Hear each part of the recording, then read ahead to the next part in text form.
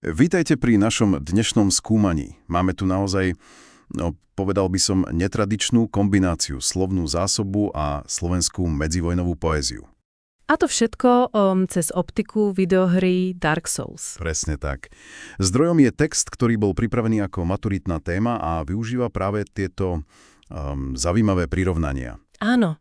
Cieľom je teda pozrieť sa na tieto témy trochu sviežo, možno aj zapamätateľnejšie. Začneme tou slovnou zásobou. Vieš, ono to na prvé počutie môže znieť zvláštne, ale tie analógie, ako uvidíme, dokážu prekvapivo dobre ilustrovať komplexnosť jazyka a aj tú rôznorodosť literárnych prístupov v tej dobe. Poďme teda na to, takže podľa zdroja predstavme si slovnú zásobu ako inventár v hre. Všetky tie slová sú ako naše nástroje, zbrane, kúzla. Presne. A môžeme si to pekne rozdeliť. Začnime tou najväčšou, slovná zásoba národného jazyka.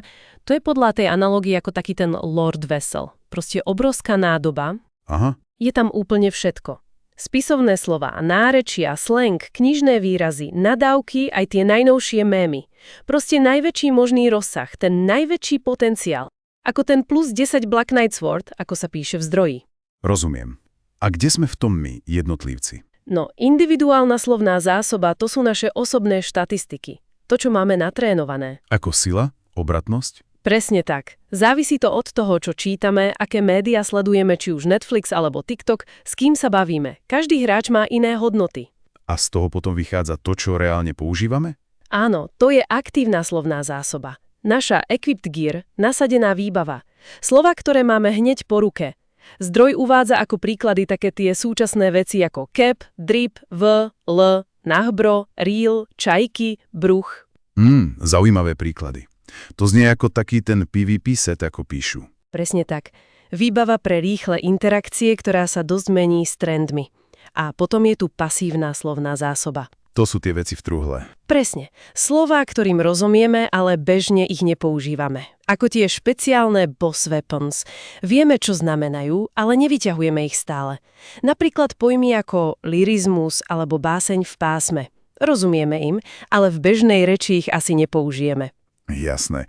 Takže národná je tá obrovská studnica, individuálna naša osobná, aktívna to, čo nosíme, a pasívna to, čomu rozumieme, ale je to skôr zálohe.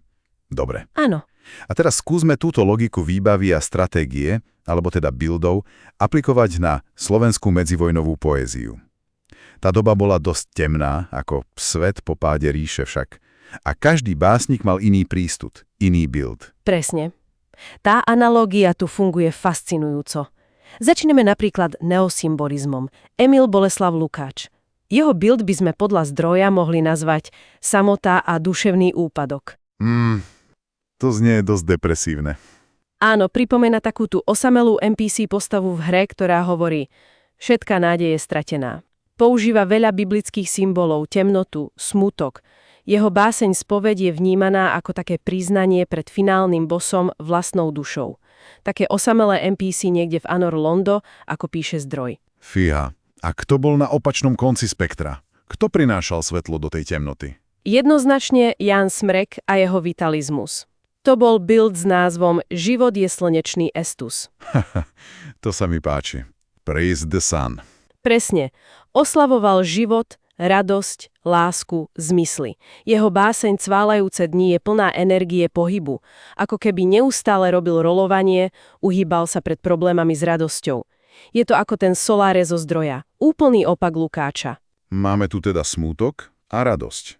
Čo ďalej? Boli aj iné buildy? Určite. Napríklad katolická moderna. Janko Silan, Rudolf Dillong. Ich build by sme mohli nazvať viera plus poézia. Ako postavy s vysokým faith statom? Presne tak. Ich sila pramenila z viery. Verše ako bleskové oštepy, silné výpovede o Bohu, duši, hriechu. Ako stretnutie s Gvinom, plné osudovosti a duchovna. A co tí, ktorí sa viac zamerali na spoločnosť, na svet okolo? Tam máme proletársku poéziu, Laco Novomeský. Jeho build bol jasný, bojuj proti systému. Ako taký tank. Presne, ako tank s kladivom pravdy. Písal o robotníkoch, chudobe, triednom boji. Priamo kritizoval. Jeho básne napríklad Nedeľa boli ako revolučné kúzla, ktoré odhalovali sociálnu nespravodlivosť. Ako Black Iron Tarkus s tým obrovským kladivom. Silné prirovnanie. A zostáva nám ešte jeden smer však. Ten najviac experimentálny. Áno, nadrealizmus. Rudolf Fabry, Vladimír Reisel. Ich build je v zdroje opísaný ako INT-99 plus halucinogenné kúzla. Čiže mágovia.